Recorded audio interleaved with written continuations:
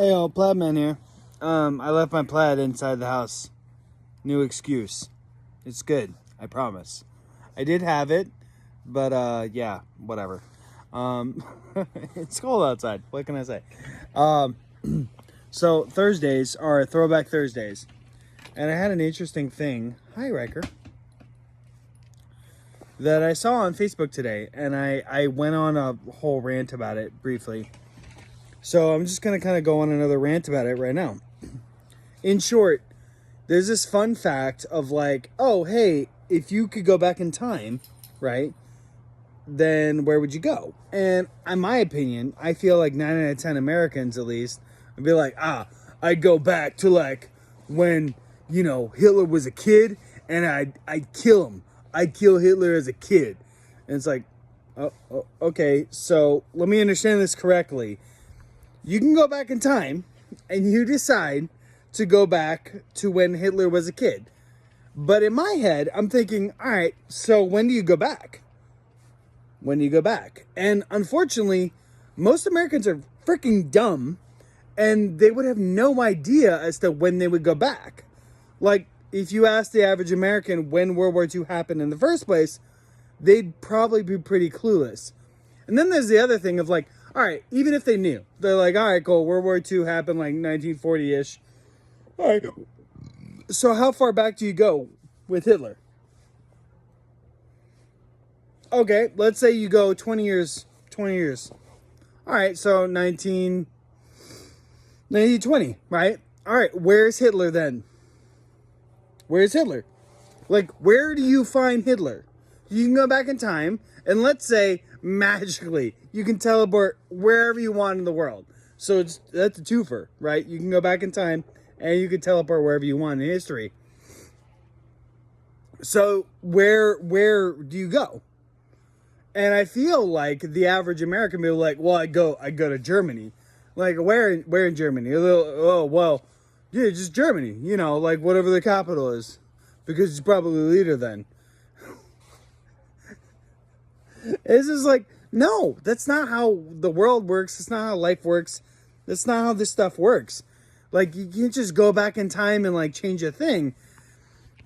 So there's fundamentally some interesting issues with this concept of like, oh yeah, I'll just go back in time and change things. Well, change things based on what? Like, if you don't know anything about history, then you can't do anything. There was this other thing I saw that it was really, really fascinating. This is a Facebook meme, so take it for what it is. But it just, again, so many people are like, oh, I would go back in time and I would change blah, right? And they feel like if they changed this one thing, then it would make the world a better place. And that's fine. The problem with that is these same said people, if you ask them to do anything now to make the world a better place, they'll be like, oh, well, but I don't want to like, but I have to pay for my bills. I have to do this. I have to do that. Yada, yada, yada, yada. They give you reasons and excuses. And the problem with that is like, well, okay, so let me understand this. If you had the ability to go back in time, you would literally kill a child, Hitler as a child, if you could figure out where the F he was, right? So you're okay with that.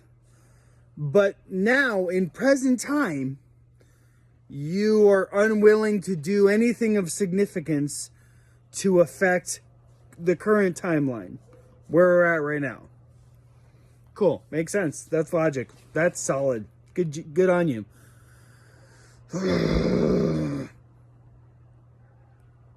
There's this other thing, and this is a little bit of a throwback, and I don't want to throw this guy I know under the bus because, frankly, I think he's actually smarter than me in many aspects. So I had a wonderful conversation with a guy about history, politics, and the like. And he is one of those people that I would put in a very prominent but rather small group, which is people who know so much but are also ignorant. It's like there is a line where it's like, you know so much, but you're also kind of missing the point. And that's presumptuous because it infers that, oh, I know more than they do. But if somebody knows more than I do and they're still not there, I guess it's kind of just a perspective thing. So I want to give a lot of respect for this individual because I went to his house. I know his wife.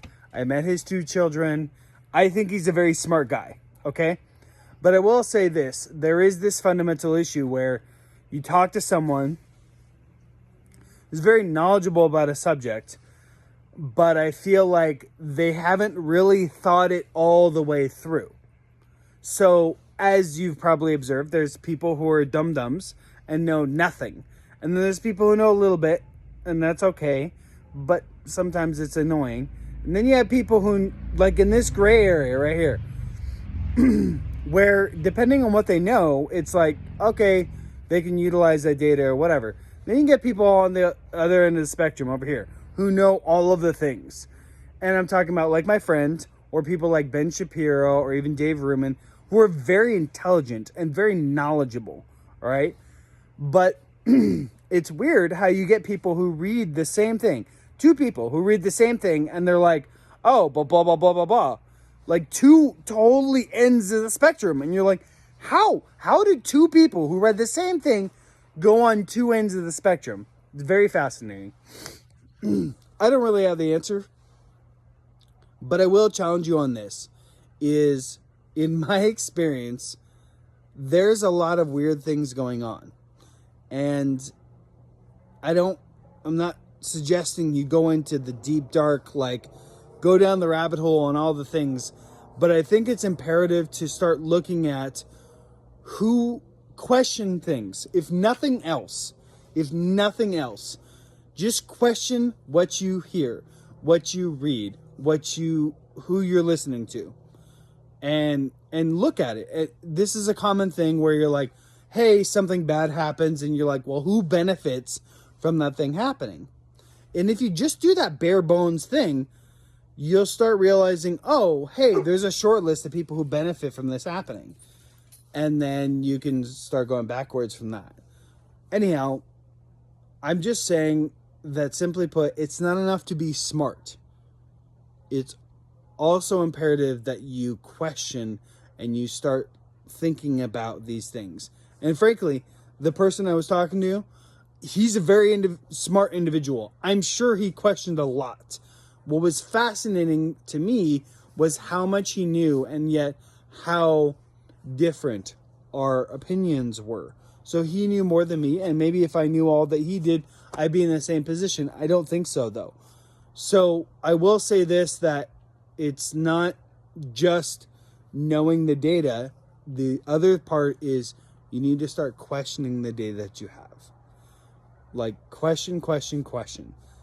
Frankly, that is what freedom is. The opposite of freedom is you don't have the opportunity to question.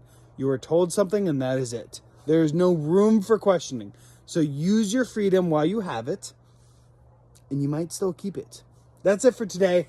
That's my Weird Throwback Thursday. Bam, you're welcome. I love you all. Plaid Man out. I know it's no plaid today, but it's my Wheel of Time shirt. Just, F Amazon's Wheel of Time. They're not going to make a good Wheel of Time for a while. I'm sorry, guys. But whatever.